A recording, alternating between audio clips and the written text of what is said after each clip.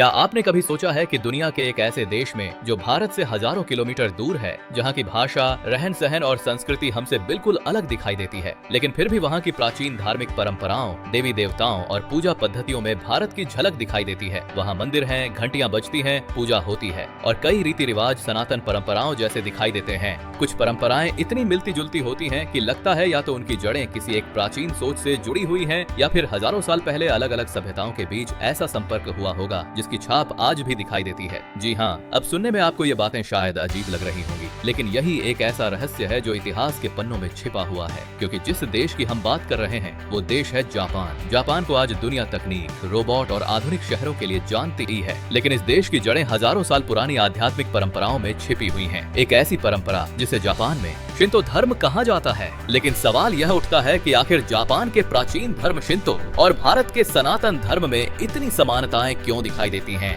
क्या शिंतो सनातन की शाखा है या यह केवल एक संयोग है, या फिर इतिहास के किसी पुराने रास्ते से भारत और जापान की संस्कृति एक दूसरे से जुड़ी हुई थी? इन सवालों के जवाब जानने के लिए हमें जापान के इतिहास और उसकी आध्यात्मिक परंपराओं को समझना होगा। तो बने रहिए वीडियो में अंत तक, लेकिन उससे पहले कृपया हमारे चैनल को सब्सक्राइब जरूर कर दीजिए।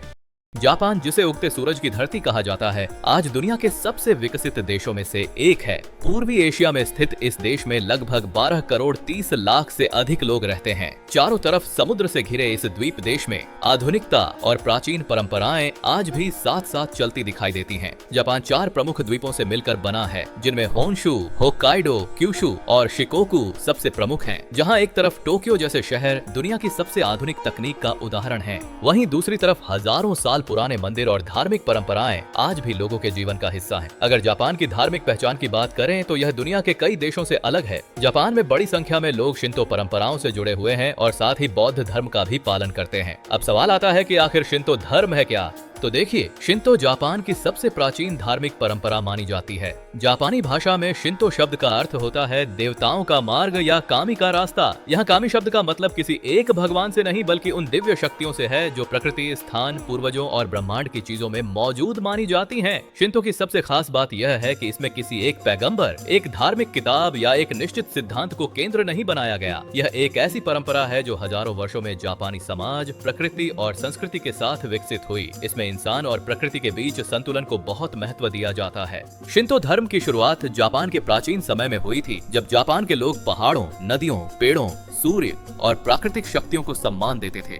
उनका मानना था कि प्रकृति की हर महत्वपूर्ण चीज में एक आध्यात्मिक शक्ति मौजूद होती है। धीरे धीरे यही विचार कामी की अवधारणा में बदल गया। जापान की प्राचीन मान्यताओं के अनुसार दुनिया में हजारों कामी मौजूद हैं। कुछ कामी प्रकृति से जुड़े हैं, कुछ पूर्वजों से और कुछ विशेष स्थानों से। इन देव शक्तियों को सम्मान देने के लिए जापान में विशेष स्थान बनाए गए, जिन्हें शिंतो श्राइन कहा जाता है। शिंतो परंपरा में सबसे महत्वपूर्ण देवी मानी जाती है अमातेरासु। जापानी मान्यता के अनुसार अमातेरासु सूर्य की देवी है और उन्हें जापान के शाही परिवार की पूर्वज देवी भी माना जाता है। जापान की प्राचीन कथाओं में बताया जाता है कि अमातेरासु से ही जापानी राजवंश की शुरुआत हुई। इसके अलावा जापानी परंपराओं में सुसानु नामक देवता का भी वर्णन मिलता है, जिन्हें तूफान और समुद्र से जोड़ा जाता है। इनारी कामी को समृद्धि, कृषि और व्यापार की शक्ति के रूप में पूजा जाता है। वहीं हाचिमान को युद्ध और सुरक्षा से जुड़ी शक्ति माना जाता है। शिंतो में देवताओं की संख्या सीमित नहीं मानी जाती। जापानी मान्यता में याओयोरोजु नो कामी शब्द का प्रयोग होता है, जिसका अर्थ है 8 लाख या अनगिनत कामी। इसका मतलब यह है कि दिव्यता केवल कुछ देवताओं तक सीमित नहीं है, बल्कि पूरी प्रकृति और संसार में फैली हुई है।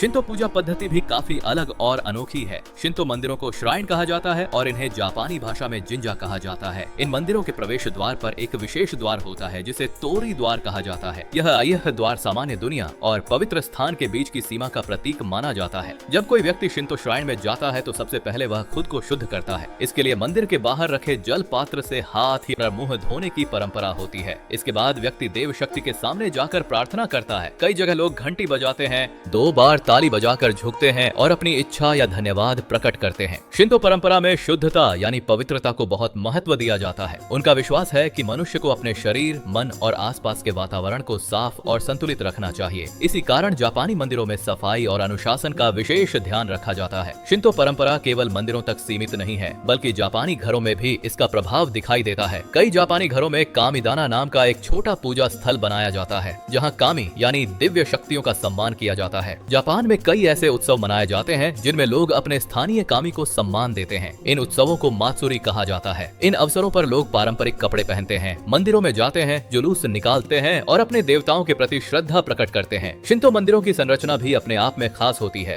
ये मंदिर अक्सर प्राकृतिक स्थानों के पास बनाए जाते हैं, जैसे पहाड़, जंगल, नदी या पवित्र माने जाने वाले स्थान। इसका कारण यह है कि शिंतो परंपरा में प्रकृति को केवल संसाधन नहीं बल्कि एक जीवंत शक्ति के रूप में देखा जाता है। कई प्राचीन श्राइन आज भी विशाल पेड़ों, शांत जंगलों और पहाड़ों के बीच स्थित हैं, जहां पहुंचते ही एक अलग आध्यात्मिक अनुभव महसूस होता है। शिंतो मंदिरों में भगवान की मूर्ति की अवधारणा भी कई अन्य धर्मों से अलग है। कई श्राइन में कामी को किसी मूर्ति के रूप में नहीं बल्कि एक पवित्र वस्तु, स्थान या प्रतीक के रूप में माना जाता है। जापान के कुछ प्रसिद्ध मंदिरों में पवित्र दर्पण, तलवार या अन्य वस्तुओं को कामी का प्रतीक माना जाता है। शिंतो धर्म में जीवन के छोटे छोटे कार्यों को भी पवित्र माना जाता है। भोजन से पहले धन्यवाद देना, प्रकृति का सम्मान करना, पूर्वजों को याद करना और समाज में संतुलन बनाए रखना इसके महत्वपूर्ण हिस्से हैं।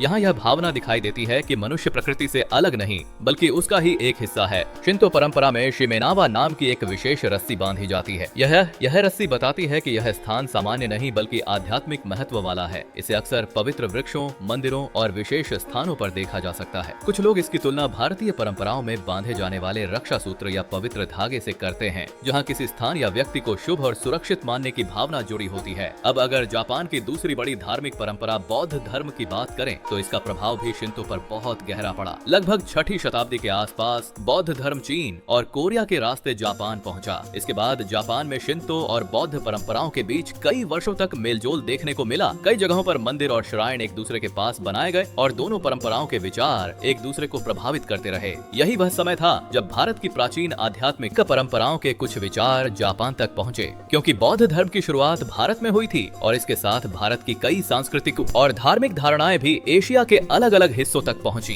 इसी रास्ते से भारत और जापान के बीच आध्यात्मिक संबंध बनने लगे। अब यहाँ सबसे बड़ा सवाल खड़ा होता है कि आखिर सनातन धर्म और शिंतो धर्म में इतनी समानताएं क्यों दिखाई देती हैं? जब हम दोनों परंपराओं को ध्यान से देखते हैं तो कई ऐसी बातें सामने आती हैं जो हैरान कर देती हैं। सबसे पहली और सबसे स्पष्ट समानता है प्रकृति के प्रति सम्मान। सनातन धर्म में सूर्य, नदियों, पर्वतों, पेड़ पौधों और धरती को दिव्य रूप माना गया है। भारत में सूर्य देव, गंगा माता, पवित्र पर्वतों और वृक्षों की पूजा हजारों वर्षों से होती आ रही है। ठीक इसी तरह शिंतो परंपरा में भी सूर्य, पर्वत, नदियां, जंगल और प्राकृतिक शक्तियां कामी के रूप में पूजनीय मानी जाती हैं। सनातन परंपरा यह मानती है कि ईश्वर केवल मंदिरों तक सीमित नहीं है बल्कि पूरी सृष्टि में उसकी शक्ति विद्यमान है। शिंतो में भी यही विश्वास मिलता है कि दिव्यता प्रकृति के हर हिस्से में मौजूद हो सकती है। दूसरी बड़ी समानता है पूर्वजों के प्रति श्रद्धा।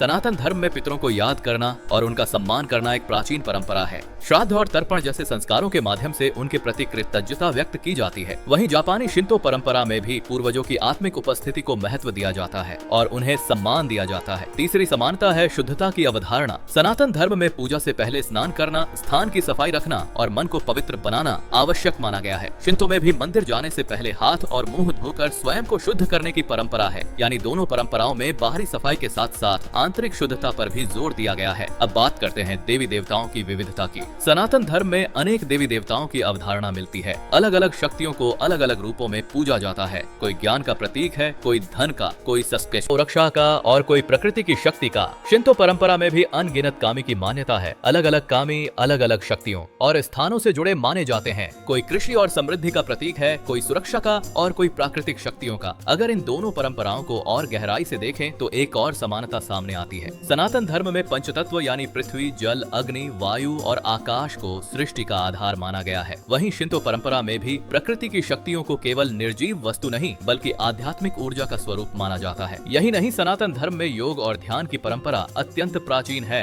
ऋषि मुनियों ने आत्मज्ञान, मन की शांति और ब्रह्मांड को समझने के तरीके के लिए ध्यान को अत्यंत महत्वपूर्ण बताया। जापान में भी विशेष रूप से बौद्ध धर्म के प्रभाव से जैन ध्यान का विकास हुआ। हालांकि जैन बौद्ध परंपरा का हिस्सा है, लेकिन समय के साथ यह जापानी जीवन शैली में गहराई से शामिल हो गया। यही कारण है कि शांति, अनुशासन और अपने भीतर की चेतना को समझने की भावना दोनों संस्कृतियों में अलग अलग रूपों में दिखाई देती है। इसी तरह सनातन धर्म में मंदिरों में घंटी बजाने की परंपरा है, जिसे मन को एकाग्र करने और नकारात्मक विचारों को दूर करने का माध्यम माना जाता है। शिंतो श्राइन में भी प्रार्थना के समय घंटियों का उपयोग किया जाता है। यानी दोनों परंपराओं में धार्मिक स्थलों पर अनुशासन, शांति और श्रद्धा का विशेष महत्व दिखाई देता है। सनातन धर्म में जन्म से लेकर शिक्षा, विवाह और मृत्यु तक जीवन के हर महत्वपूर्ण चरण को संस्कारों से जोड़ा गया है। वहीं जापान में भी जीवन के महत्वपूर्ण अवसरों पर शिंतो परंपराओं का पालन किया जाता है। आज भी वहां अनेक विवाह समारोह शिंतो श्राइन में धार्मिक विधियों के साथ संपन्न होते हैं। इससे साफ दिखाई देता है कि दोनों संस्कृतियों में धर्म केवल पूजा तक सीमित नहीं रहा, बल्कि जीवन जीने का एक तरीका बन गया है। लेकिन अब सबसे महत्वपूर्ण प्रश्न सामने आता है, अगर इतनी समानताएं दिखाई देती हैं, तो क्या प्राचीन भारत और जापान के बीच कभी कोई सीधा संबंध भी था?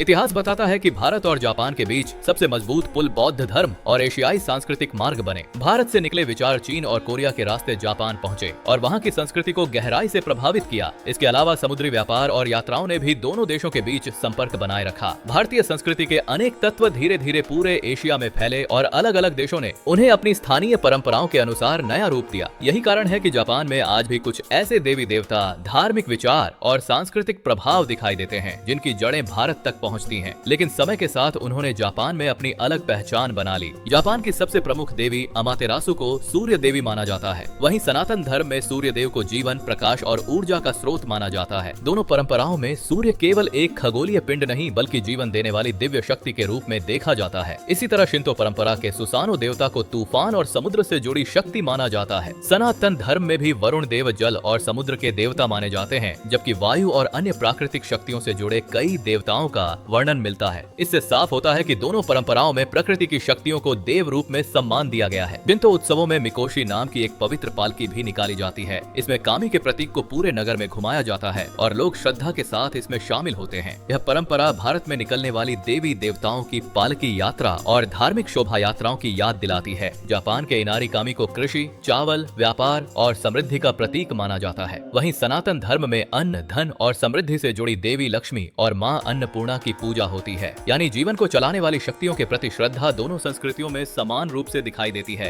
दोनों परंपराएं मानती हैं कि ब्रह्मांड अनेक शक्तियों से संचालित होता है और मनुष्य का कर्तव्य है कि वह उनका सम्मान करे। अब अगर धार्मिक ग्रंथों की बात करें तो यहाँ भी कई रोचक समानताएं दिखाई देती हैं। सनातन धर्म में वेद, उपनिषद, पुराण और अन्य ग्रंथों के माध्यम से सृष्टि, प्रकृति और जीवन के रहस्यों को समझाया गया है। वहीं शिंतो परंपरा में कोजिकी और निहोन शोकी जैसे प्राचीन ग्रंथों को विशेष महत्व दिया जाता है। इन ग्रंथों में जापान की उत्पत्ति, देवताओं और शाही वंश से जुड़ी कथाओं का वर्णन मिलता है। ठीक वैसे ही जैसे सनातन धर्म के पुराणों में सृष्टि की रचना और देवी देवताओं की कथाएं मिलती हैं। यानी दोनों परंपराओं में कथा और आध्यात्मिक ज्ञान के माध्यम से जीवन को समझाने की परंपरा रही है। दोनों संस्कृतियों में पवित्र स्थानों की यात्रा की परंपरा भी मिलती है। भारत में लोग 4 धाम, गंगा, ज्योतिर्लिंग और अन्य तीर्थों की यात्रा करते हैं, जबकि जापान में प्रसिद्ध श्राइन और पवित्र स्थलों की यात्रा की जाती है। अगर त्योहारों की बात करें तो यहाँ भी दोनों संस्कृतियों में एक समान भावना दिखाई देती है। भारत में दीपावली, नवरात्रि, मकर संक्रांति जैसे पर्व धर्म, प्रकृति और समाज को एक साथ जोड़ते हैं। वहीं जापान में मात्सुरी उत्सवों के दौरान लोग अपने स्थानीय कामी के प्रति श्रद्धा प्रकट करते हैं, पारंपरिक वस्त्र पहनते हैं और पूरे समुदाय के साथ धार्मिक आयोजन करते हैं।